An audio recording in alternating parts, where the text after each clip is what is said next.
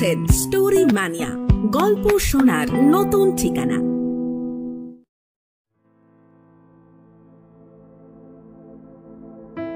বাংলা সাহিত্যের শিহরণ জাগানো রোমহর্ষক গল্পের সম্ভার থেকে নির্বাচিত আজ আমাদের বিশেষ নিবেদন, এক নারকীয় ঘটনা অবলম্বনে অটল দৃষ্টি। এই গল্পের নাটকীয় রূপদান ও সমগ্র পর্ব পরিচালনায় রয়েছেন তুহিন। আমাদের জীবনে অনেক সময় এমন অবাক করা কিছু ঘটনা ঘটে যার কল্পনাও আমরা করতে পারি না, যার ফলস্বরূপ আমরা নিজেরাই হারিয়ে ফেলি আমাদের অনেক অমূল্য সম্পদ। এমনই এক ঘটনা অবলম্বনে আমাদের আজকের নিবেদন অটল দৃষ্টি। গল্পের বিশেষ চরিত্রে রয়েছেন কথক, মিশির আলী, রাশেদুল করিম, জুডি, মা, লাইব্রেরিয়ান, রিক্সাওয়ালা, লোক ও ডাক্তার। চলুন তবে দেরি না করে শুনে ফেলি আজকের গল্প।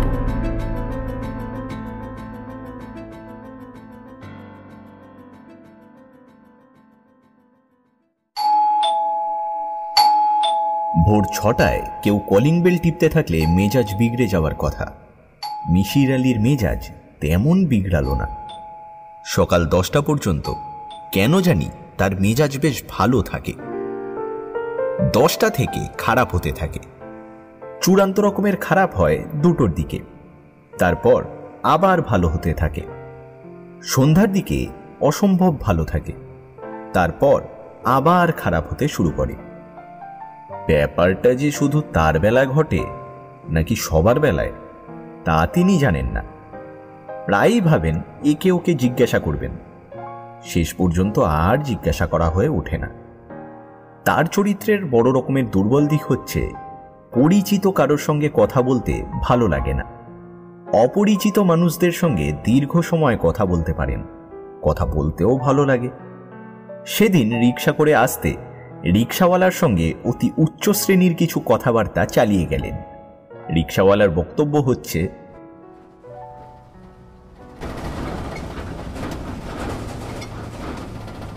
পৃথিবীতে যত অশান্তি সবের মূলে আছে ওই মেয়ে ছেলে। মিশির আলী বললেন, এইরকম মনে হওয়ার কারণ কি? রিক্সাওয়ালা অত্যন্ত উৎসাহের সঙ্গে বললেন, সাসা মিয়া, এই দেন না আমারে, আজই আমি রিক্সা চালাই। এর কারণ কি বলেন? এর কারণ হলো বিবি হাওয়া। বিবি হাওয়া যদি কবুতি দিয়া বাবা আদমরে গন্ধ ফল না খাওয়াইতো, তাহলে আজ আমি থাকতাম বেহেস্তে।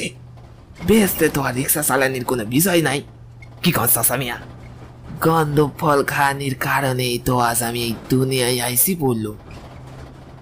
মিশির আলী রিক্সাওয়ালার কথাবার্তায় চমৎকৃত হলেন।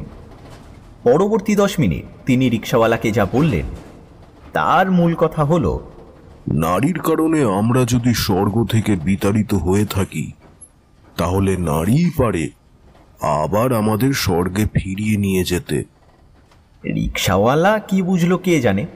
তার শেষ বক্তব্য ছিল, যাই কহেন চাচা মিয়া, এই মেয়ে মানুষ আসলে সুবিধার জিনিস না।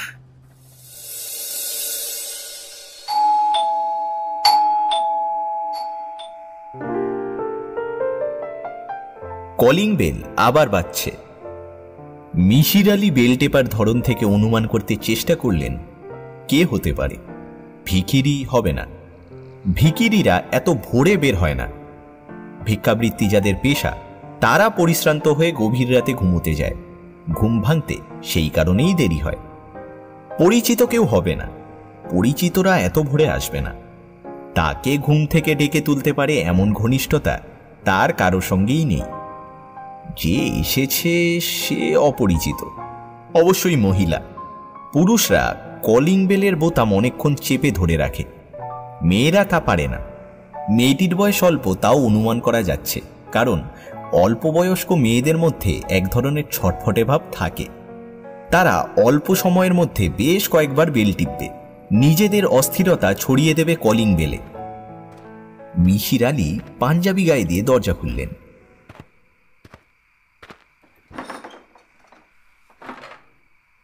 বিস্মিত হয়ে দেখলেন তার অনুমান সম্পূর্ণ ভুল প্রমাণ করে মাঝবয়সী এক ভদ্রলোক দাঁড়িয়ে আছেন।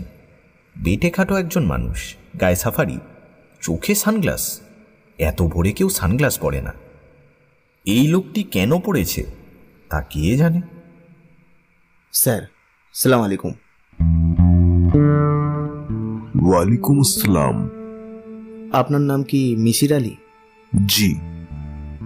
আমি কি আপনার সঙ্গে খানিকক্ষণ কথা বলতে পারি? মিশির আলী কি বলবেন মনস্থির করতে পারলেন না। লোকটিকে তিনি পছন্দ করছেন না, তবে তার মধ্যে এক ধরনের আত্মবিশ্বাস লক্ষ্য করছেন, যা তার ভালো লাগছে। আত্মবিশ্বাসের ব্যাপারটা আজকাল আর দেখাই যায় না। লোকটি শান্ত গলায় বলল, আমি আপনার কিছুটা সময় নষ্ট করব ঠিকই, বাট আইল পে ফর দ্যাট। পে করবেন? জি। এই ধরুন, প্রতি ঘন্টায় আমি আপনাকে 1000 টাকা করে দেব। আশা করি আপনি আপত্তি করবেন না। আমি কি ভেতরে আসতে পারি? আসুন। লোকটি ভেতরে ঢুকতে ঢুকতে বলল, মনে হচ্ছে আপনার এখনো হাত মুখ ধোয়া হয়নি। আপনি বরং এক কাজ করুন, আপনি যান, হাত মুখ ধুয়ে আসুন, আমি অপেক্ষা করছি। মিশির আলী বললেন, ঘন্টা হিসেবে আপনি যে টাকাটা আমাকে দেবেন, সেই হিসাব কি এখন থেকে শুরু হবে, নাকি হাত মুখ ধুয়ে আপনার সামনে বসার পর থেকে শুরু হবে? লোকটি খানিকটা অপ্রস্তুত হয়ে বলল, টাকার কথায় কি আপনি রাগ করেছেন? মিশির আলী স্বাভাবিক ভঙ্গিতে বললেন, রাগ করিনি, মজা পেয়েছি। চা খাবেন? হ্যাঁ, খেতে পারি, তবে দুধ ছাড়া। এক কাজ করুন, রান্নাঘরে চলে যান, কেটলি বসিয়ে দিন, 2 কাপ চা বানান, আমাকেও 1 কাপ দেবেন। ভদ্রলোক হতভম্ব হয়ে তাকিয়ে রইলেন। মিশির আলী হাসি মুখে বললেন, আমাকে ঘন্টা হিসেবে পে করবেন বলে যেভাবে হক চুকিয়ে দিয়েছিলেন, আমিও ঠিক একইভাবে আপনাকে হক চুকিয়ে দিলাম। বসুন, চা বানাতে হবে না। 7টার সময় রাস্তার ওপারের রেস্টুরেন্ট থেকে আমার জন্য চা নাস্তা আসে, তখন আপনার জন্যও চা আনিয়ে দেব। Thank you sir. আপনি কথা বলার সময় বারবার বাঁ দিকে ঘুরছেন। আমার মনে হচ্ছে আপনার বাঁ চোখটা নষ্ট, এই জন্যই কি কালো চশমা পরে আছেন? ভদ্রলোক সহজ গলায় বললেন, জি, আমার বাঁ চোখটা পাথরের। ভদ্রলোক সোফার এক কোণে বসলেন। মিশির আলী লক্ষ্য করলেন লোকটি শীত দ্বারা সোজা করে বসে আছে। চাকরির ইন্টারভিউ দিতে এলে ক্যান্ডিডেটরা যে ভঙ্গিতে চেয়ারে বসে, অবিকল সেই ভঙ্গি।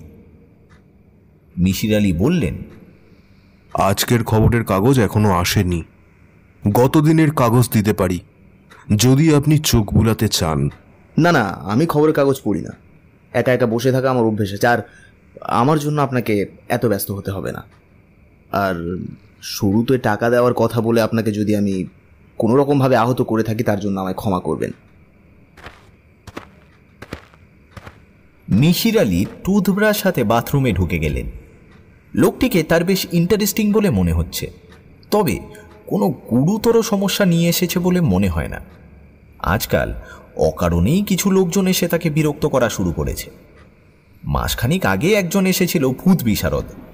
সে নাকি গবেষণাধর্মী একটি বই লিখছে, যার নাম বাংলার ভূত।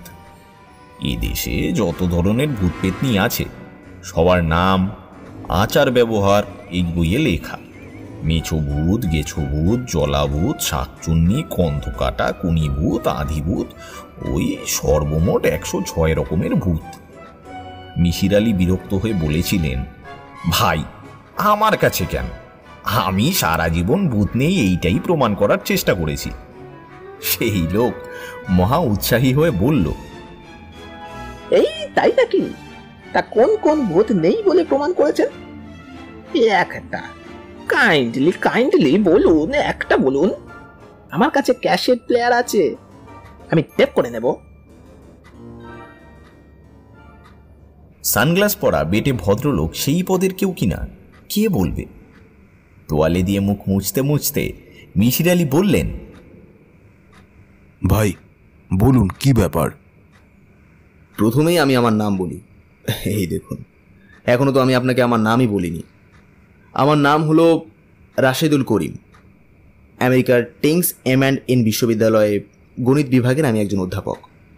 বর্তমানে 1 বছর সাবেটিক্যাল লিভে আমি দেশে এসেছি। আপনার খোঁজ কিভাবে এবং কার কাছে পেয়েছি তা কি বলবো? তার দরকার নেই। কি জন্য আমার খোঁজ করছেন সেটা বলুন। আমি কি ধূমপান করতে পারি? আসলে সিগারেট খেতে খেতে কথা বললে আমার জন্য একটু সুবিধা হবে। সিগারেটের ধোঁয়া এক ধরনের আড়াল সৃষ্টি করে। আপনি সিগারেট খেতে পারেন, কোনো অসুবিধা নেই। ছাই কোথায় ফেলবো? আমি তো কোনো অ্যাস্ট্রে দেখতে পাচ্ছি না। মেঝেতে ফেলুন, আমার গোটা বাড়িটাই একটা অ্যাস্ট্রে। রাশেদুল করিম সিগারেট ধরিয়েই কথা বলতে শুরু করলেন। তার গলার স্বর ভারী এবং স্পষ্ট, কথাবার্তা খুব গোছানো। কথা শুনে মনে হয় তিনি কি বললেন তা আগে ভাগেই জানেন। কোন বাক্যটির পর কোন বাক্য বলবেন তাও ঠিক করা, যেন ক্লাসের বক্তৃতা আগে থেকে ঠিকঠাক করা। প্রবাসী বাঙালিরা এক নাগারে বাংলায় কথা বলতে পারেন না, ইনি তা পারছেন। আমার বয়স এই নভেম্বরে 50 হবে। সম্ভবত আমাকে দেখে তা আপনি বুঝতে পারছেন না। আমার মাথার চুল সাদা, তাই তো? কলম ব্যবহার করছি গত 4 বছর থেকে। আমার স্বাস্থ্য ভালো, নিয়মিত ব্যায়াম করি, মুখের চামড়ায় এখনো ভাঁজ পড়েনি। বয়সজনিত কোনো অসুখ বিসুখ কোনোটাই আমার নেই। আমার ধারণা, শারীরিক এবং মানসিক দিক দিয়ে আমার কর্মক্ষমতা এখনও একজন 35 বছরের যুবকের মতো। এই কথাটা বলার উদ্দেশ্য হচ্ছে, আমি বিয়ে করতে যাচ্ছি। আজ আমার গায়ে হলুদ। মেয়েপক্ষীরা সকাল 9টায় আসবে, সুতরাং আমি ঠিক 8টায় এখান থেকে যাব। তো 8টা পর্যন্ত কি আপনি আমায় সময় দিতে পারবেন? দেব। ভালো কথা। এটা নিশ্চয়ই আপনার প্রথম বিবাহ নয়, এর আগেও আপনি বিয়ে করেছেন? জি, এর আগে একবার আমি বিয়ে করেছি। এটা আমার দ্বিতীয় বিবাহ। আমি যে আগেও বিয়ে করেছি তা কি করে বললেন? আজ আপনার গায়ে হলুদ, তা খুব সহজভাবে বললেন দেখে অনুমান করলাম। বিয়ের তীব্র উত্তেজনা আপনার মধ্যে দেখতে পাইনি। দেখুন, সব মানুষ তো একরকম নয়, এক একজন এক এক রকম। আর উত্তেজনা ব্যাপারটা আমার মধ্যে একেবারেই নেই। কারণ প্রথমবার যখন আমি বিয়ে করি তখনও আমার মধ্যে বিন্দুমাত্র উত্তেজনা ছিল না। সেদিনও আমি যথারীতি ক্লাসে গিয়েছি এবং গ্রুপ থিওরির ওপর একটা 1 ঘন্টার লেকচারও দিয়েছি। ঠিক আছে। রাশেদুল করিম শান্ত গলায় বললেন, আপনার ভেতরে একটা প্রবণতা লক্ষ্য করছি। আমাকে আর 10টা মানুষের দলে ফেলে বিচার করার চেষ্টা করছেন। দয়া করে তা করবেন না। আমি আর 10টা মানুষের মতো নই। আপনি শুরু করুন।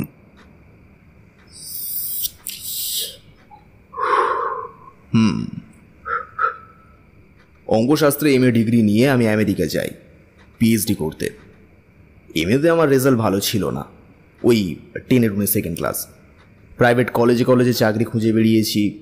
তখন বন্ধুদের দেখা দেখি GRE পরীক্ষা দিয়ে ফেললাম। GRE পরীক্ষা কি নিশ্চয়ই তা আপনি জানেন। Graduate record examination. আমেরিকান ইউনিভার্সিটিতে গ্র্যাজুয়েট ক্লাসে ভর্তি হতে গেলেই পরীক্ষাটি দিতে হয়। আমি জানি। এই পরীক্ষায় আমি আশাতীত ভালো ফল করে ফেললাম। আমেরিকান 3টে বিশ্ববিদ্যালয় থেকে আমার কাছে আমন্ত্রণও চলে আসে। সো আমি চলে যাই। PhD করলাম প্রফেসর হোবলের সঙ্গে। আমার PhD ছিল গ্রুপ থিওরির একটি শাখার ওপর, ওই নন অ্যাবেলিয়ান ফাংশনের ওপর। PhD-র কাজ এতই ভালো হলো যে রাতারাতি আমি বিখ্যাত হয়ে গেলাম। অঙ্ক নিয়ে বর্তমান কালে যারা নাড়াচাড়া করেন তারা সবাই নিশ্চয়ই আমার নাম জানেন। অঙ্কশাস্ত্রের একটি ফাংশন আছে যা আমার নামেই পরিচিত, আর্কে এক্সপোনেনশিয়াল, অর্থাৎ রাশেদুল করিম। PhD-র পরই আমি মন্টানা স্টেট ইউনিভার্সিটিতে অধ্যাপকের কাজ পেয়ে গেলাম। সেই বছরই বিয়ে করি। মেয়েটি মন্টানা বিশ্ববিদ্যালয়ের ফাইন আর্টসের ছাত্রী, স্প্যানিশ আমেরিকান, নাম জুডি ওয়ার্নার। প্রেমের বিয়ে? প্রেমের বিয়ে বলাটা বোধহয় ঠিক হবে না, ওই বাছাবাছি বিয়েই বলতে পারেন। জুডি অনেক বাছাবাছির পরই আমাকে পছন্দ করলো। আপনাকে পছন্দ করার কারণ কি? আমি ঠিক অপছন্দ করার মতো মানুষ সেই সময় ছিলাম না। আমার এই একটি চোখও পাথরের ছিল না। চেহারা তেমন ভালো না হলেও দুটো সুন্দর চোখ ছিল আমার। আমার মা বলতেন রাশেদের চোখে জন্ম কাজল পরানো। সুন্দর চোখের ব্যাপারটা অবশ্য ধর্তব্য নয়। আমেরিকান তরুণীরা প্রেমিকদের সুন্দর চোখ নিয়ে মাথা ঘামায় না। তারা দেখে প্রেমিক কী পরিমাণ টাকা করেছে এবং ভবিষ্যতে কী পরিমাণ টাকা সে করতে পারবে।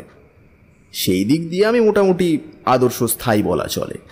30 বছর বয়সে একটি আমেরিকান বিশ্ববিদ্যালয়ের ফ্যাকাল্টি পজিশন পেয়ে গেছি, টেনিউর পেতেও কোনো সমস্যা হবে না। সো জুডি আমাকে স্বামী হিসেবে নির্বাচন করলো। আমার দিক থেকে আপত্তির কোনো কারণ ছিল না। জুডি চমৎকার একটি মেয়ে। 100 বৎসর সাধনার ধন হয়তো নয়, তবে বিনা সাধনায় পাওয়ার মতো মেয়েও নয় সে। বিয়ের 7 দিনের মাথায় আমরা হানিমুন করতে চলে গেলাম সান ফ্রান্সিসকো। উঠলাম হোটেল বেডফোর্ডে। দ্বিতীয় রাত্রির ঘটনা। ঘুমোচ্ছিলাম, হঠাৎ কান্নার শব্দে আমার ঘুম ভেঙে যায়। তাকিয়ে দেখি জুডি আমার পাশে নেই। ঘড়িতে তখন রাত 3:10 বাজছে। বাথরুমের দরজাটাও বন্ধ। সেখান থেকে ফুঁপিয়ে ফুঁপিয়ে কান্নার শব্দ আসছে। আমি বিস্মিত হয়ে উঠে গেলাম। দরজা ধাক্কা দিয়ে আমি বললাম, কি হয়েছে জুডি?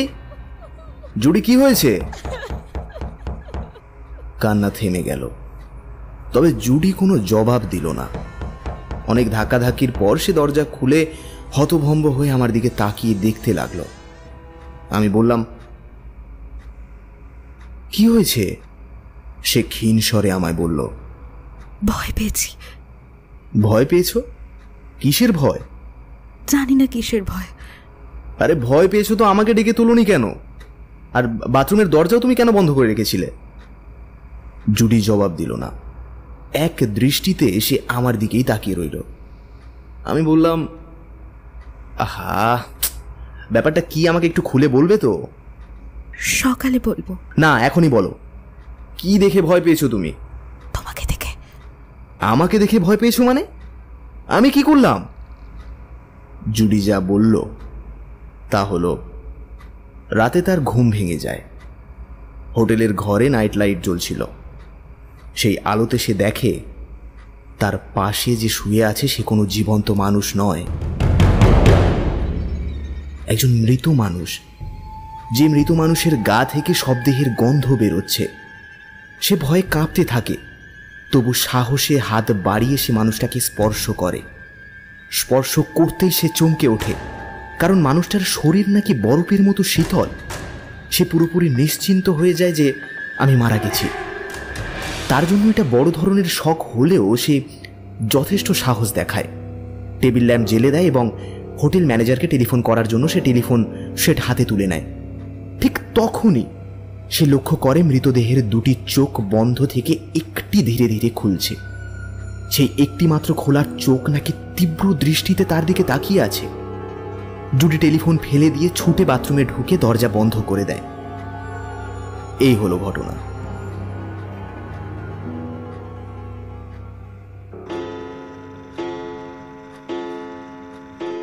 রাশেদুল করিম কথা শেষ করে সিগারেট ধরালেন।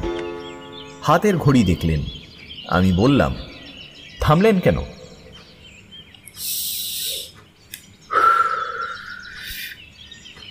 7টা বেজেছে। আপনি বলেছেন না 7টার সময় আপনার জন্য চা আসে। আমি চায়ের জন্য অপেক্ষা করছি।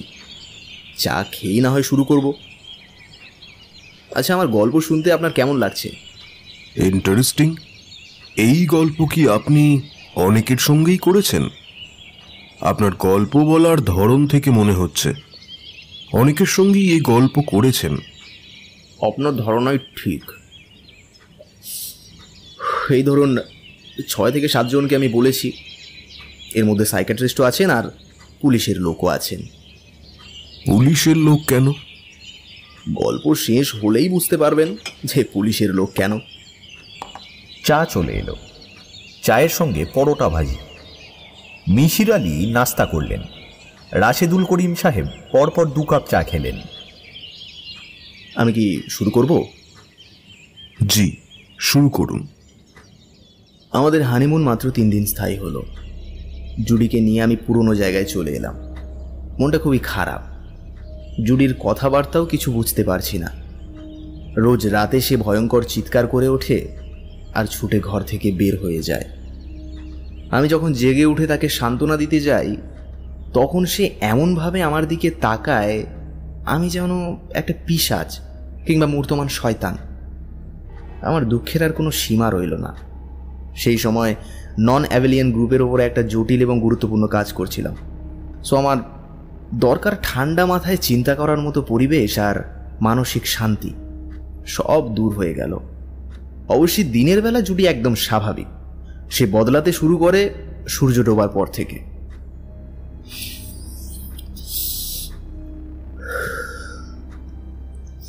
আমি তাকে একজন সাইকিয়াট্রিস্টের কাছেও নিয়ে গিয়েছিলাম। সাইকিয়াট্রিস্ট প্রথমে সন্দেহ করলেন যে সমস্যাটা হয়তো ড্রাগজনিত, হয়তো জুডি ড্রাগে অভ্যস্ত। কারণ সেই সময় বাজারে হ্যালুসিনেটিং ড্রাগ এলএসডি প্রথম এসেছে।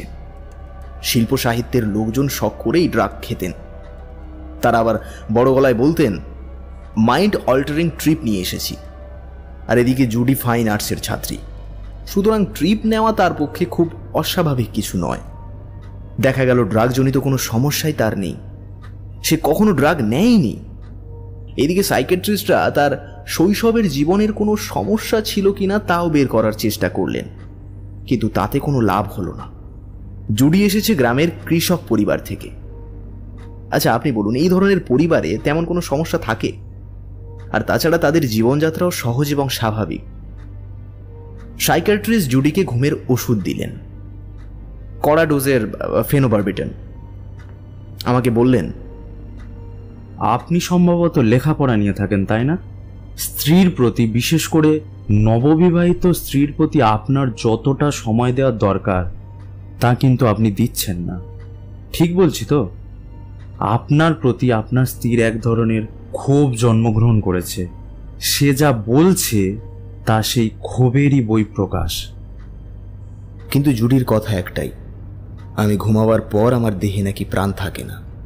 একজন মৃত মানুষের শরীর যেমন অসাড় হয়ে পড়ে থাকে, আমার শরীরও ঠিক সেই রকমই পড়ে থাকে। ঘুমের মধ্যে মানুষ হাত পা নাড়ে, আমি নাকি তার কিছুই নাড়ি না, এমনকি নিঃশ্বাসও পর্যন্ত ফেলি না।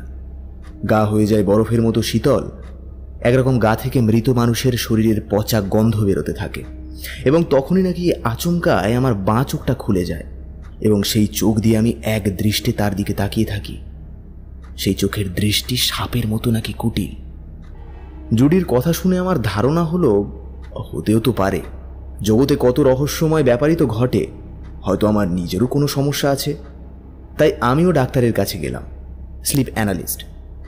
জানার উদ্দেশ্য একটাই, যে ঘুমের মধ্যে আমার শরীরে কোনো পরিবর্তন হয় কি।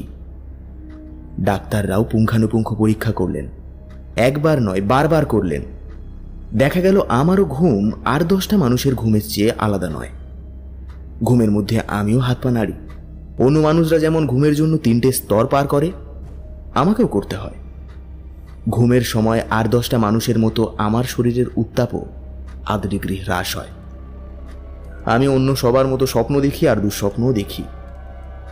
জুডি সবকিছু দেখে শুনে বলল, ডাক্তাররা জানে না, ডাক্তাররা তো কিছুই জানে না। আমি জানি, আমি জানি। তুমি আসলে মানুষ না। দিনের বেলা তুমি মানুষ থাকো, সূর্য ডোবার পর আর মানুষ থাকো না। আমি কি হয়ে যাই? তুমি পিশাচ বা ওই জাতীয় কিছু হয়ে যাও। আমি বললাম, দেখো জুডি, এইভাবে তো বাস করা সম্ভব নয়। তুমি বরং আলাদাই থাকো। জানেন তো, খুবই আশ্চর্যের ব্যাপার, জুডি তাতে একদম রাজি হলো না। অতি তুচ্ছ কারণে আমেরিকানদের মধ্যে বিয়ে ভেঙে যায়। এই যেমন ধরুন, স্বামীর পছন্দ হলুদ রঙের বিছানার চাদর আর স্ত্রীর পছন্দ নীল রং, ব্যাস ভেঙে গেল বিয়ে। কিন্তু আমাদের এত বড় সমস্যা বিয়ে ভাঙল না। আমি বেশ কয়েকবার তাকে বললাম যে জুডি, তুমি আলাদা হয়ে যাও, ভালো দেখে একটা ছেলেও বিয়ে করো, কেননা সারা জীবন তো তোমার সামনে পড়ে আছে, তুমি এইভাবে তো নিজের জীবনটা নষ্ট করতে পারো না। কিন্তু জুডি প্রতিবারই বলতো, যাই হোক, যত সমস্যাই হোক, আমি তোমাকে ছেড়ে যাব না। I love you, I love you, I love you a lot. Rashedul Karim sunglass খুলে ফেললেন। মিশির আলী তৎক্ষণাৎ বললেন, আপনার চোখ সুন্দর, সত্যিই সুন্দর। আপনার মা যে বলতেন চোখে জন্ম কাজল, ঠিকই বলতেন। পৃথিবীর সবচেয়ে সুন্দর চোখ কার ছিল জানেন? ক্লিওপেট্রার। অধিকাংশ মানুষেরই তাই ধারণা, কিন্তু এই ধারণা সত্য নয়। পৃথিবীতে সবচেয়ে সুন্দর চোখ ছিল বুদ্ধদেবের পুত্র কুণালের। ইংরেজ কবি শেলির চোখও খুব সুন্দর ছিল। আর আমার স্ত্রীর ধারণা ছিল এই পৃথিবীর সবচেয়ে সুন্দর চোখ নাকি আমার। জুডি বলতো এই চোখের কারণেই সে কোনোদিন আমায় ছেড়ে যেতে পারবে না। রাশেদুল করিম সানগ্লাস চোখে দিয়ে বললেন, তো গল্পের শেষ অংশ বলার আগে আপনাকে একটা ক্ষুদ্র ধন্যবাদ দিতে চাই। মিশির আলী বিস্মিত হয়ে বললেন, কি জন্য বলুন তো? কারণ কাউকে যখন আমি আমার চোখের দিকে তাকাতে বলি, সে আমার পাথরের চোখের দিকেই তাকিয়ে থাকে। আপনি হচ্ছেন প্রথম ব্যক্তি যিনি আমার পাথরের চোখের দিকে তাকাননি, আমার আসল চোখের দিকে তাকিয়েছিলেন। ও হ্যাঁ, 8টা বাজতে চলল, গল্পের শেষটা বরং বলি। জুডির অবস্থা ক্রমশই খারাপ হতে লাগলো। কড়া ডোজের ঘুমের ওষুধ খেয়ে সে রোজ ঘুমোতে যায়। 2-1 ঘন্টার বেশি সে ঘুমোয় না, বাকি রাতটা সে জেগে বসে থাকে। মাঝে মাঝে চিৎকার করে ছুটে ঘর থেকে বেরিয়ে যায় আর বারান্দায় দাঁড়িয়ে ফুঁপিয়ে ফুঁপিয়ে কাঁদতে থাকে। এমনই এক রাতের ঘটনা। জুলাই মাস, রাত তখন 3:30 বাজবে। জুডির মাথা পুরোপুরি খারাপ হয়ে গেল। সে আমার বাঁ চোখটা গেলে দিল। আমি ঘুমাচ্ছিলাম, নারকীয় যন্ত্রণায় চিৎকার করে উঠলাম।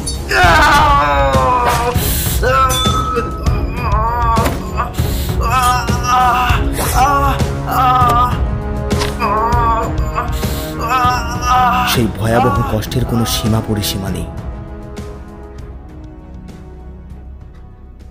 রাশেদুল করিম চুপ করলেন। তার কপালে বিন্দু বিন্দু ঘাম জমতে লাগল। মিশির আলী বললেন, কি দিয়ে চোখ গেলে দিলেন? সূচালো পেন্সিল দিয়ে। আমার মাথার বালিশের নিচে প্যাড এবং পেন্সিল থাকে। আসলে তখন আমি গ্রুপ থিওরি নিয়ে গভীর চিন্তায় ছিলাম। মাথায় যদি হঠাৎ কিছু আসে তাই লিখে ফেলার জন্য আসলে বালিশের নিচে প্যাড এবং পেন্সিল রাখতাম। আপনার স্ত্রী এ ঘটনা প্রসঙ্গে কি মন্তব্য দিয়েছেন? তার মাথা পুরোপুরি নষ্ট হয়ে গিয়েছিল। সে কিছুই বলেনি, শুধু চিৎকার করছে। তার একটি বক্তব্য, এই লোকটা পিশাচ। আমি আমি প্রমাণ পেয়েছি, আমি অনেকবার প্রমাণ পেয়েছি। কেউ বিশ্বাস করবে না, কেউ বিশ্বাস করবে না, কিন্তু আমার কাছে প্রমাণ আছে, আমার কাছে প্রমাণ। কি প্রমাণ আছে তা কি কখনো জিজ্ঞেস করা হয়েছে? না, একজন উন্মাদকে প্রশ্ন করে বিপর্যস্ত করার কোনো মানে হয় না। আর তাছাড়া আমি তখন ছিলাম হাসপাতালে। আমি হাসপাতালে থাকতে থাকতেই জুডির মৃত্যু হয়। স্বাভাবিক মৃত্যু? না, স্বাভাবিক মৃত্যু নয়। সে মারা যায় ঘুমের ওষুধ খেয়ে। ব্যাস এটুকুই আমার গল্প। আমি আপনার কাছে একটাই অনুরোধ নিয়ে এসেছি। আপনি সমস্যাটা কি বের করবেন আর আমাকে একটু সাহায্য করবেন। আমি যদি পিশাচও হই তাও আমাকে বলবেন। আর এই ফাইলের ভেতরে জুডির একটা স্কেচবুক আছে। স্কেচবুকে নানা ধরনের কমেন্টসও লেখা আছে। এই কমেন্টগুলি পড়লে হয়তো জুডির মানসিক অবস্থা সম্পর্কে আঁচ করতে পারবেন। যাকে 8টা বাজে, আমি তাহলে উঠি। আবার কবে আসবেন? আগামীকাল ভোর 6টায়। আর ভালো কথা, আমার এই গল্পে কোথাও কি প্রকাশ পেয়েছে যে জুডিকে আমি কতটা ভালোবাসতাম? না, প্রকাশ পাইনি। জুডির প্রতি আমার ভালোবাসা ছিল সীমাহীন। যাকে, আমি এখন উঠছি। ছিল বলছেন কেন? এখন কি নেই? ভদ্রলোক জবাব দিলেন না। রাশেদুল করিম চলে যাওয়ার পর মিশির আলী ফাইল খুললেন। ফাইলের শুরুতেই একটা খামের উপর মিশির আলীর নাম লেখা। মিশির আলী খাম খুললেন। খামের ভেতর ইংরেজিতে লেখা একটা চিঠি, সঙ্গে 4টি $100 নোট। চিঠিটি খুবই সংক্ষিপ্ত। প্রিয় মহোদয়, আপনার সার্ভিসের জন্য সম্মানী বাবদ সামান্য কিছু দেওয়া হলো। গ্রহণ করলে খুশি হব। বিনীত আর করি। মিশির আলী স্কেচবুকের প্রতিটি পাতা সাবধানে উল্টালেন। চারকোল এবং পেন্সিলে স্কেচ আঁকা, প্রতিটি স্কেচের নিচে আঁকার তারিখ। স্কেচের বিষয়বস্তু অতি তুচ্ছ, সবই ঘরোয়া জিনিস। একজোড়া জুতা, মলার ছেঁড়া বই, টিভি, বুকশেলফ। স্কেচবুকের শেষের দিকে শুধুই চোখের ছবি, বিড়ালের চোখ, কুকুরের চোখ, মাছের চোখ এবং মানুষেরও চোখ। মানুষের চোখের মডেল যে রাশেদুল করিম তা বলার অপেক্ষা রাখে না। না বললেও ছবির নিচের মন্তব্য থেকে বোঝা যাচ্ছে। মন্তব্যগুলি বেশ দীর্ঘ। যেমন একটি মন্তব্য, আমি খুব মন দিয়ে আমার স্বামীর চোখ লক্ষ্য করছি। মানুষের চোখ এক এক সময় এক এক রকম থাকে। ভোরবেলার চোখ এবং দুপুরের চোখ এক নয়। আরও একটি জিনিস লক্ষ্য করলাম, চোখের আইরিশের ট্রান্সপারেন্সি মুডের উপর বদলায়। বিষাদগ্রস্ত মানুষের চোখের আইরিশ অস্বচ্ছ থাকে। মানুষ যত আনন্দিত হতে থাকে তার চোখের আইরিশ ততই স্বচ্ছ হতে থাকে। আমার এই অবজারভেশন কতটুকু সত্য কিছুই বুঝতে পারছি না। মেয়েটি মাঝে মাঝে তার মনের অবস্থাও লিখেছে, অনেকটা ডায়েরি লেখার ভঙ্গিতে। মনে হয় হাতের কাছে ডায়েরি না থাকায় স্কেচবুকে লিখে রেখেছে। সব লেখাই পেন্সিলে, প্রচুর কাটাকুটি আছে। কিছু লাইন রাবার ঘষে তুলেও ফেলা হয়েছে। আমি ভয় অস্থির হয়ে আছি। নিজেকে বোঝানোর চেষ্টা করছি এই ভয়টা অমূলক। বোঝাতে পারছি না। আমি আমার স্বামীকে ভয় পাচ্ছি, ভীষণ ভয় পাচ্ছি। এই তথ্য স্বভাবতই স্বামী বেচানোর জন্য সুখকর নয়। সে নানাভাবে আমাকে সান্ত্বনা দেবার চেষ্টাও করে চলেছে। কিছু কিছু চেষ্টা বেশ হাস্যকরও বটে। এই যেমন আজ আমাকে বলল, জুডি আমি ঠিক করেছি এখন থেকে রাতে ঘুমোবো না, আমার অঙ্কের সমস্যা নিয়ে ভাববো, লেখালেখি করব, তুমি নিশ্চিন্ত হয়ে ঘুমাও, আমি দিনের বেলা ঘুমাবো। একজন মানুষের জন্য 4 ঘন্টা ঘুমই তো যথেষ্ট, তাই না? নেপোলিয়ান মাত্র 3 ঘন্টা ঘুমোতেন। আমি এই গম্ভীর স্বল্পভাষী লোকটিকে ভালোবাসি, ভালোবাসি, ভালোবাসি, ভালোবাসি। আমি চাই না আমার কোনো কারণে সে এতটুকু কষ্ট পাক, কিন্তু সে কষ্ট পাচ্ছে, খুব কষ্ট পাচ্ছে। হে ঈশ্বর, তুমি আমার মনটাকে শান্ত করে দাও, আমার ভয়টা দূর করে দাও। যে জিনিস খুব সুন্দর তা কত দ্রুত অসুন্দর হতে পারে, বিস্মিত হয়ে আমি শুধু তাই দেখে চলেছি। রাশেদের ধারণা আমি অসুস্থ। সত্যি কি অসুস্থ? আমার মনে হয় না, কারণ এখনো ছবি আঁকতে পারছি। একজন অসুস্থ মানুষ আর যাই পারুক আর না পারুক, ছবি আঁকতে নিশ্চয়ই পারে না। গত 2 দিন ধরে ওয়াটার কালারে বাসার সামনের চেরি গাছের ফুল ধরতে চেষ্টা করছিলাম। আজ সেই ফুল কাগজে বন্দি করেছি। অনেকক্ষণ ছবিটার দিকে তাকিয়ে রইলাম। ভালো হয়েছে। রাশেদ ছবি তেমন বুঝে বলে তো মনে হয় না। সেও মুগ্ধ হয়ে অনেকক্ষণ দেখল। তারপর বলল, আমি যখন বুড়ো হয়ে যাব, বিশ্ববিদ্যালয় থেকে অবসর নেব, তখন তুমি আমাকে ছবি আঁকা শিখিয়ে দেবে। এই কথাটি অবশ্য সে প্রথম বলেনি, আগে অনেকবার বলেছে। আন্তরিক ভঙ্গিতে বলেছে। কেউ যখন আন্তরিকভাবে কিছু বলে তখন তা টের পাওয়া যায়। আমার মনে হয় না সে কোনোদিন ছবি আঁকবে। তার মাথায় অঙ্ক ছাড়া কিছু ঢোকে না। আমি ছবি আঁকতে পারছি না, যেখানে নীল রং চড়ানো দরকার সেখানে গাঢ় হলুদ রং বসিয়ে ফেলছি।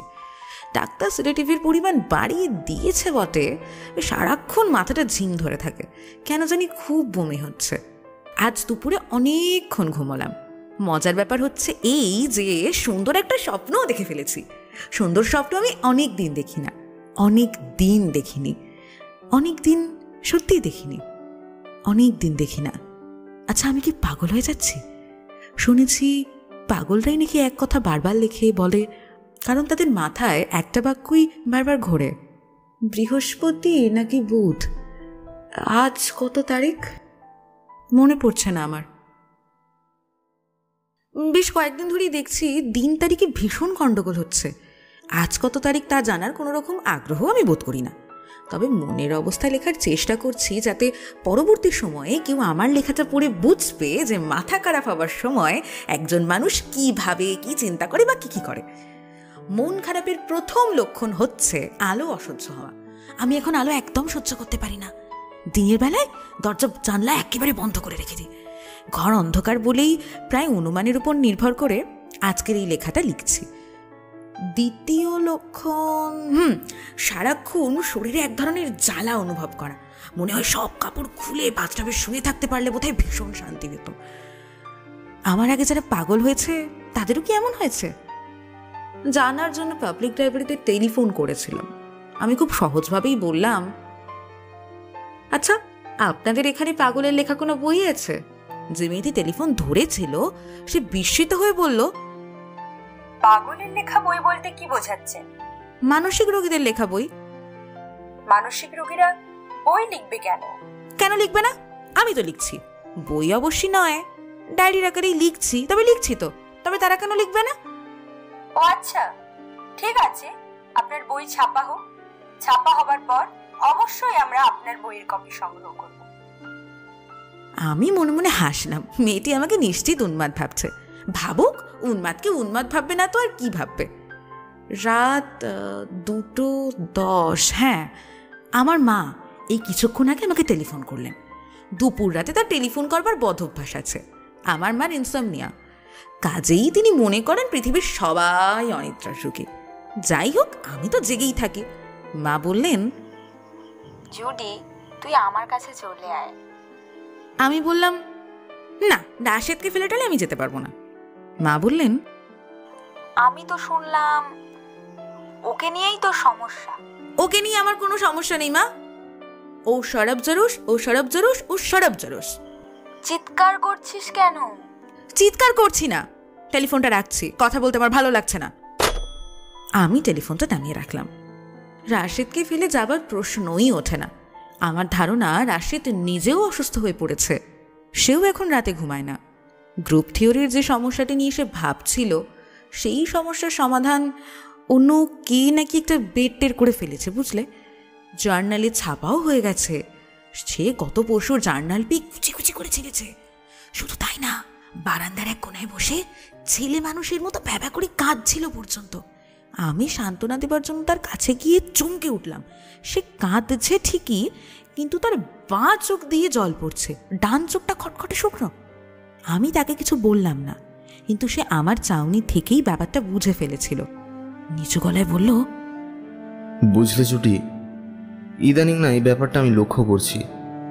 মাঝে মাঝেই দেখছি আমার বাঁ চোখ দিয়ে না জল পড়ে। কথাগুলো বলার সময় তাকে এতটা অসহায় লাগছিল যে আমার ভীষণ ইচ্ছা করছিল তাকে জড়িয়ে ধরে বলি, I love you, I love you, I love you. স্কেচবুকের প্রতিটি লেখা বারবার পড়ে মিশির আলী খুব বেশি তথ্য বের করতে পারলেন না। তবে গুরুত্বপূর্ণ তথ্য যা জানা গেল তা হচ্ছে, মেয়েটি তার স্বামীকে ভালোবাসে, যে ভালোবাসায় এক ধরনের সারল্য আছে। স্কেচবুকে কিছু স্প্যানিশ ভাষায় লেখা কথাবার্তাও আছে। স্প্যানিশ ভাষা না জানার কারণে তার অর্থ উদ্ধার করা সম্ভব হলো না। তবে এই লেখাগুলি যেভাবে সাজানো, তাতে মনে হচ্ছে কবিতা কিংবা গানই হবে। ঢাকা বিশ্ববিদ্যালয়ের মডার্ন ল্যাঙ্গুয়েজ ইনস্টিটিউটে স্কেচবুক নিয়ে গেলেই ওরা পাঠোদ্ধারের ব্যবস্থা করে দেবে। তবে মিশির আলীর মনে হলো তার প্রয়োজন নেই। যা জানার তা তিনি জেনেছেন, এর বেশি কিছু জানার নেই।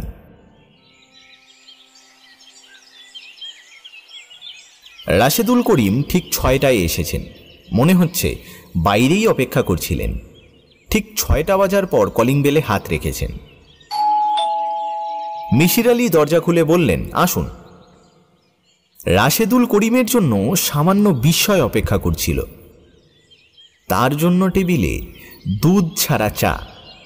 মিশির আলী বললেন, আপনি কাঁটায় কাঁটায় 6টায় বসবেন বলে ধারণা করেই চা বানিয়ে রেখেছি।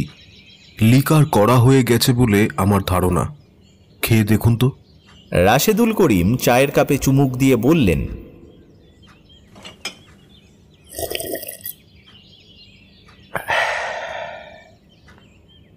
ধন্যবাদ। মিশির আলী নিজের কাপ হাতে নিতে নিতে বললেন, আপনাকে একটা কথা শুরুতেই বলে নেওয়া দরকার। আমি মাঝে মাঝে নিজের শখের কারণে সমস্যা নিয়ে চিন্তা করি, তার জন্য কখনো অর্থ গ্রহণ করি না। আমি যা করি তা আমার পেশা না, নেশা বলতে পারেন। আপনার ডলার আমি নিতে পারছি না।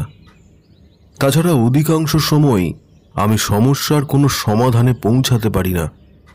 আমার কাছে 500 পৃষ্ঠার একটা নোট বই আছে। ওই নোট বই ভর্তি এমন সব সমস্যা যার সমাধান আমি বের করতে পারিনি। তা আপনি আমার সমস্যাটার কিছু করেছেন? সমস্যার পুরো সমাধান বের করতে পারিনি। আংশিক সমাধান আমার কাছে আছে। আমি মোটামুটিভাবে একটা হাইপোথিসিস দাঁড় করিয়েছি। সেই সম্পর্কে আপনাকে আমি বলবো, আপনি নিজে ঠিক করবেন আমার হাইপোথিসিসে কি কি ত্রুটি আছে। বেশ, তাহলে শুনি আপনার হাইপোথিসিস। আপনার স্ত্রী বলেছেন ঘুমাবার পর আপনি মৃত মানুষের মতো হয়ে যান। আপনার হাত পা নড়ে না, পাথরের মূর্তির মতো বিছানায় পড়ে থাকেন, তাই না? হ্যাঁ, তাই। স্লিপ অ্যানালিস্টরা আপনাকে পরীক্ষা করে বলেছেন আপনার ঘুম সাধারণ মানুষের ঘুমের মতোই। ঘুমের মধ্যে আপনি স্বাভাবিকভাবেই নড়াচড়া করেন। জি, একবার নয়, কয়েকবারই পরীক্ষা করা হয়েছে। আমি আমার হাইপোথিসিসে দুজনের বক্তব্যই সত্য ধরে নিচ্ছি। সেটা কিভাবে সম্ভব? একটি মাত্র উপায় সম্ভব। আপনি যখন বিছানায় শুয়েছিলেন তখন ঘুমোচ্ছিলেন না, জেগেছিলেন। কি কি বলছেন কি আপনি? আমি জেগেছিলাম।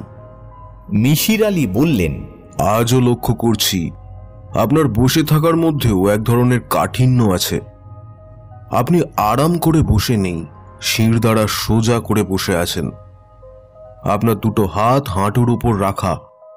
দীর্ঘ সময় চলে গেছে আপনি একবারও হাত বা পা নাড়াননি, অথচ স্বাভাবিকভাবেই আমরা হাত পা নাড়ি, কেউ কেউ পা নাচান। রাশেদুল করিম চুপ করে রইলেন।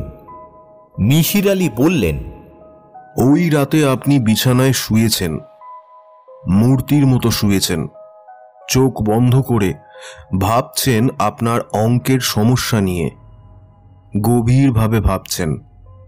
মানুষ যখন গভীরভাবে কিছু ভাবে তখন এক ধরনের ট্রেন্স স্টেটে ভাব জগতে চলে যায়। গভীরভাবে কিছু ভাবা হচ্ছে এক ধরনের মেডিটেশন, বুঝলেন রাশেদুল করিম সাহেব? জি। অঙ্ক নিয়ে ওই ধরনের গভীর চিন্তা কি আপনি প্রায়ই করেন না? জি, করি। আপনি কি লক্ষ্য করেছেন এই সময় আশেপাশে কি ঘটছে তা আপনার খেয়াল থাকে না? লক্ষ্য করেছি। আপনি নিশ্চয়ই আরো লক্ষ্য করেছেন যে এই অবস্থায় আপনি ঘন্টার পর ঘন্টা পার করে দিচ্ছেন, লক্ষ্য করেননি? লক্ষ্য করেছি। তাহলে আমি আমার হাইপোথিসিসে ফিরে আসি। আপনি বিছানায় শুয়ে আছেন, আপনার মাথার অঙ্কের জটিল সমস্যা। আপনি ভাবছেন আর ভাবছেন, আপনার হাত পা নড়ছে না, নিঃশ্বাস এত ধীরে পড়ছে যে মনে হচ্ছে আপনি মৃত। রাশেদুল করিম সাহেব সানগ্লাস খুলে এক দৃষ্টিতে তাকিয়ে রইলেন। মিশির আলী বললেন, ভালো কথা। আপনি কি লেফট হ্যান্ডেড পারসন? নেটা? ভদ্রলোক বিস্মিত হয়ে বললেন, হ্যাঁ, কিন্তু কেন বলুন তো? আমার হাইপোথিসিসের জন্য আপনার লেফট হ্যান্ডেড পারসন হওয়া খুবই প্রয়োজন। কেন? বলছি, তার আগে শুরুতে যা বলছিলাম সেখানে ফিরে যাই। দৃশ্যটি আপনি দয়া করে কল্পনা করুন। আপনি এক ধরনের ট্রেন্স অবস্থায় আছেন। আপনার স্ত্রী জেগে আছেন, ভীত চোখে আপনাকে দেখছেন। আপনার এই অবস্থার সঙ্গে তার পরিচয় নেই। তিনি ভয়ে অস্থির হয়ে গেলেন। তার ধারণা হলো আপনি মারা গেছেন।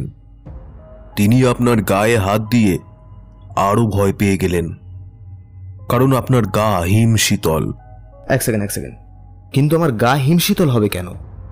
মানুষ যখন গভীর ট্রেন্স স্টেটে চলে যায় তখন তার হার্টবিট কমে যায়, নিঃশ্বাস প্রশ্বাস ধীরে বয়, শরীরের টেম্পারেচার 2 থেকে 3 ডিগ্রি পর্যন্ত নেমে যায়। এইটুকু নেমে যাওয়া মানে অনেকখানি নেমে যাওয়া।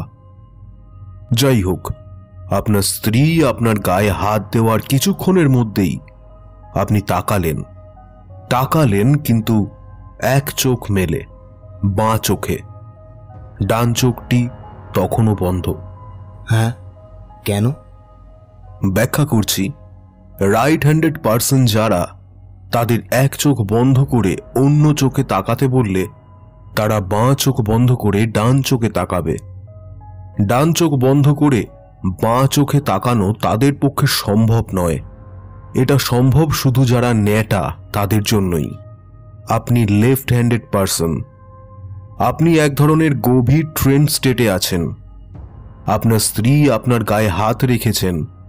আপনি কি হচ্ছে জানতে চাইছেন, চোখ মেলছেন। দুটো চোখ মেলতে চাইছেন না, গভীর আলস্যে একটা চোখ কোনো মতে মেললেন। অবশ্যই সেই চোখ হবে বাঁ চোখ। আমার যুক্তি কি গ্রহণযোগ্য মনে হচ্ছে? রাশেদুল করিম হ্যাঁ না কিছু বললেন না। মিশির আলী বললেন, আপনার স্ত্রী আরো ভয় পেলেন। সেই ভয় তার রক্তে মিশে গেল। কারণ শুধুমাত্র একবার এই ব্যাপার ঘটেনি, অনেকবার ঘটেছে। আপনার কথা থেকেই আমি জেনেছি সেই সময় অঙ্কের একটি জটিল সমাধান নিয়ে আপনি ব্যস্ত। আপনার সমগ্র চিন্তা চেতনায় আছে অঙ্কের সমাধান, নতুন কোনো থিওরি, তা নয় কি? হ্যাঁ। এখন আমি আমার হাইপোথিসিসের সবচেয়ে জটিল অংশে আসছি। আমার হাইপোথিসিস বলছে আপনার স্ত্রী আপনার চোখ গেলে দেননি। তার পক্ষে এটা করা সম্ভব নয়। তিনি আপনার চোখের প্রেমে পড়েছিলেন। একজন শিল্পী মানুষ কখনো সুন্দর কোনো সৃষ্টি নষ্ট করতে পারেন না। তবু যদি ধরে নিই তার মাথায় হঠাৎ রক্ত উঠে গিয়েছিল এবং তিনি এই ভয়াবহ কাণ্ড করেছেন, তাহলে তাকে এটা করতে হবে ঝোঁকের মাথায়, আচমকা। আপনার চোখ গেলে দেওয়া হয়েছে পেন্সিলে, যে পেন্সিলটি আপনার মাথার বালিশের নিচে রাখা। যিনি ঝোঁকের মাথায় একটা কাজ করবেন, তিনি এত যন্ত্রণা করে বালিশের নিচ থেকে পেন্সিল নেবেন না। হয়তোবা তিনি জানতেনও না বালিশের নিচে পেন্সিল বা নোট বই নিয়ে আপনি ঘুমান। রাশেদুল করিম বললেন, তাহলে কাজটি করলো কে? সেই প্রসঙ্গেই আসছি। আপনি কি আরেক কাপ চা খাবেন? বানিয়ে দেব? আরে না না না না, আপনি বরং আগে বলুন। অ্যাক্সিডেন্ট কিভাবে ঘটলো তা বলার আগে আপনার স্ত্রীর লেখা ডায়েরির প্রতি আপনার দৃষ্টি আকর্ষণ করছি। এক জায়গায় তিনি লিখেছেন আপনার বাঁ চোখ দিয়ে জল পড়ত। কথাটা কি সত্যি? হ্যাঁ, সত্য। কেন জল পড়ত? একটা চোখ কেন কাঁদত? আপনার কি ধারণা? রাশেদুল করিম বললেন, আমার কোনো ধারণা নেই, আপনি বরং আপনারটা বলুন। আমি অবশ্য ডাক্তারের সঙ্গে কথা বলেছিলাম। ডাক্তার বলেছেন এটা তেমন গুরুত্বপূর্ণ কিছু না। আসলে যে গ্ল্যান্ড চোখের জল নিয়ন্ত্রণ করে, সেই গ্ল্যান্ড নাকি বাঁ চোখে আমার বেশি কর্মক্ষম ছিল। ব্যাস এইটুকুই। মিশির আলী বললেন, একটা মজার ব্যাপার, হঠাৎ কেন বাঁ চোখের গ্ল্যান্ড কর্মক্ষম হয়ে পড়ল? আপনি মনে মনে এই চোখকে আপনার সব রকম অশান্তির মূল বলে চিহ্নিত করার জন্যই কি এটা হলো? আমি ডাক্তার নই, শরীরবিদ্যা জানি না, তবে আমি দুজন বড় ডাক্তারের সঙ্গে কথা বলেছি। তারা বলেছেন এটা হতে পারে, মোটেই অস্বাভাবিক নয়। গ্ল্যান্ড নিয়ন্ত্রণ করে মস্তিষ্ক, একটি চোখকে অপছন্দও করে মস্তিষ্ক। কিন্তু তাতে কি প্রমাণ হচ্ছে? তাতে একটি জিনিসই প্রমাণিত হচ্ছে, আপনার বাঁ চোখ আপনি নিজেই নষ্ট করেছেন। কি বলছেন কি আপনি? কনসাস অবস্থায় আপনি এই ভয়ঙ্কর কাজ করেননি, করেছেন সাবকনসাস অবস্থায়। কেন করেছেন তাও বলি। আপনি আপনার স্ত্রীকে অসম্ভব ভালোবাসেন। সেই স্ত্রী আপনার কাছ থেকে দূরে সরে যাচ্ছেন। কেন দূরে সরে যাচ্ছেন? কারণ তিনি ভয় পাচ্ছেন আপনার বাঁ চোখকে। আপনি আপনার স্ত্রীকে হারাচ্ছেন বাঁ চোখের জন্যে। আপনার ভেতর রাগ, অভিমান জমতে শুরু করেছে।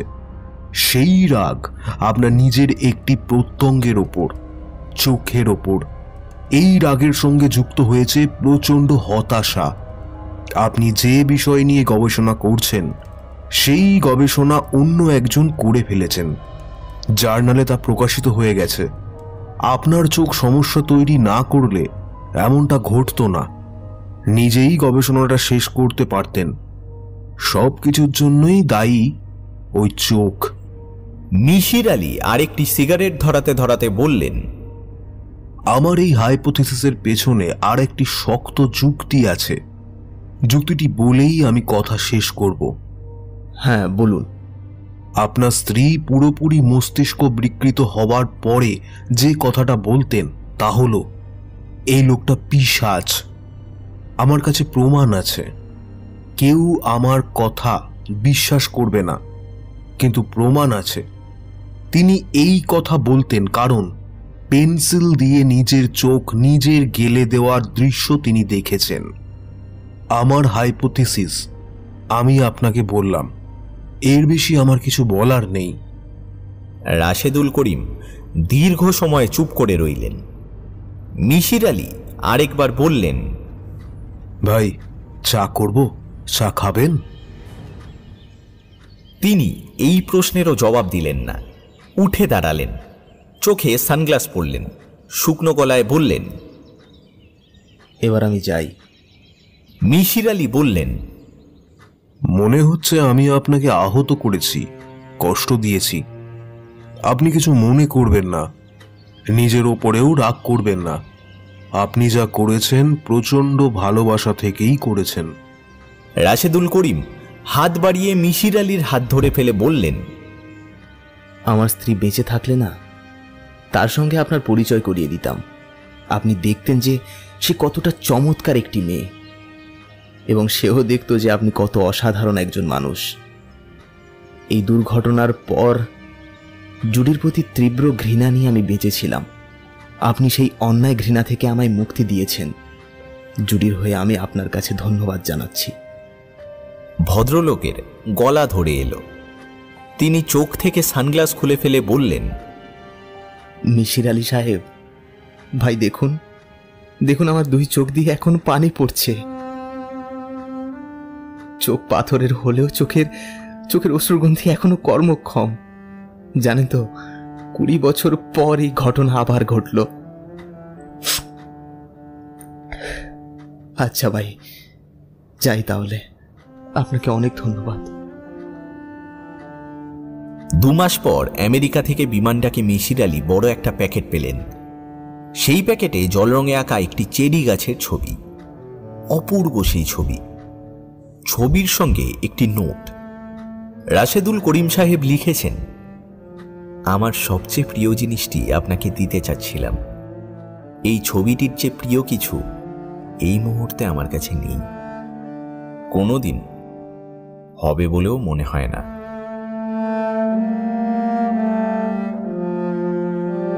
শুনছিলেন আজকের গল্প অটল দৃষ্টি।